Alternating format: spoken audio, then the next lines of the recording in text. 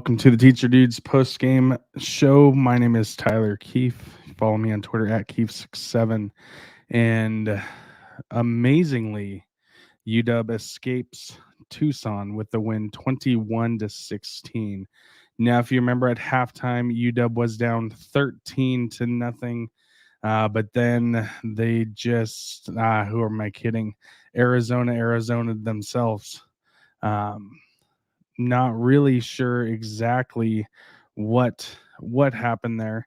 My camera just died too, so I'm gonna have to reset that. But surprisingly, UW was able to come back and get the win there. Now, quickly looking at things, and again, my camera did just die, so I'm gonna try to reset that. But early on in the game, if you were watching at the halftime show, I mentioned this punt and how bad it was. I'll show it to you here. One block. Well, now they return the favor, and you know what? It just comes right from no one blocks him, and that's the easiest punt block in the entire world. Now again, there was nobody touched him there. And question right here: how do we feel about tonight's win? Well, I don't know, because it's really late, and watching that was bad. Now, not as bad as the Colorado State loss, but yeah. Early on, this game was looking bad, and then UW decided to finally actually do something. And here is a Dylan Morris to Bynum touchdown, which got it to 13-7. On 2nd and 10, pump fake, still looking to the left, thrown to the end zone. Is that caught? Yes, touchdown.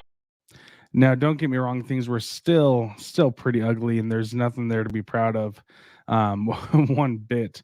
But then we did have a defensive lineman. Yes, a defensive lineman getting the interception. Play fake. Plummer off his back foot, dumps it off. Intercepted. Latuli Nasanoa. Now, from there, that led to this Cam Davis touchdown. It was his first touchdown as a Husky. Of course, Bynum had the touchdown catch earlier in this game for Washington. Now they give it to Davis, and he spins into the end zone for the touchdown. And at that point, it was 16-14 Arizona. But then later on, the Huskies were able to drive back down, and Odunze does get this touchdown to take the lead and the eventual, actually the game winning score right here. Just 2 catches tonight for Otten. Morris off the play fake, a rifle to the end zone, touchdown.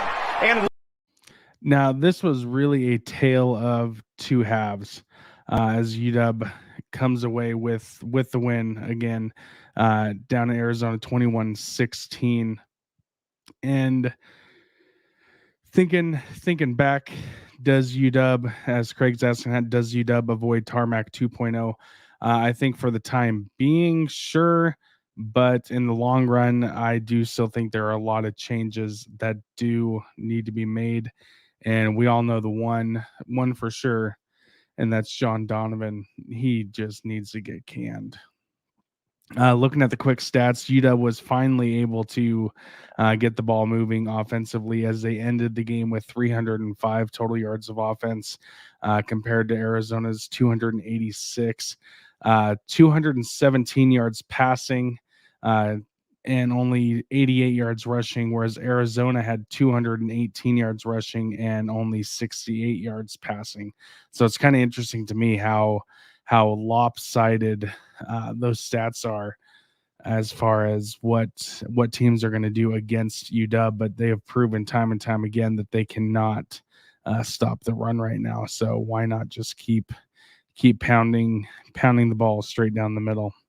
Then just looking at some of the just individual stats, Dylan Morris again was had 217 yards passing, 2 touchdowns.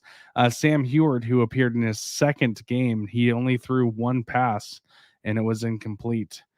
So not so sure if that's the best way to burn his second game, that he can play a 4 without having to have a redshirt season, but there you go.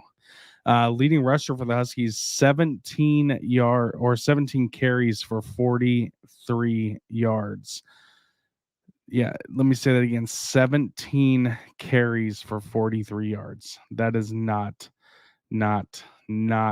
good. Terrell Bynum, he did have a breakout game of sorts, 5 catches for 143 yards and a touchdown. But that was really it as far as any of the true highlights go in this game. If you are watching, again, thank you so much. I am going to cut this one short tonight because it is almost midnight over here in Idaho. But looking forward really quick, UW's got Stanford next week. And we all know how UW plays against Stanford, especially down on the farm. It's not the best of situations, hardly ever. And so that'll be an interesting one. And then the following week, they host Oregon at home. And if the Huskies are playing like they've been, it's going to be an absolute slaughterfest. If they decide to actually, do some things and air the ball out, then it could be a completely different situation. So we're just gonna have to see. It's one of those things where it's a tale of two teams, and definitely tonight it was a tale of two separate halves. But again, I appreciate you for watching. I'll be back on Monday night with Mark for the Seahawks halftime and post-game show. For that. But again, this has been the Quick Tonight Teacher Dudes post game show. Appreciate you as always, and we'll see you next time.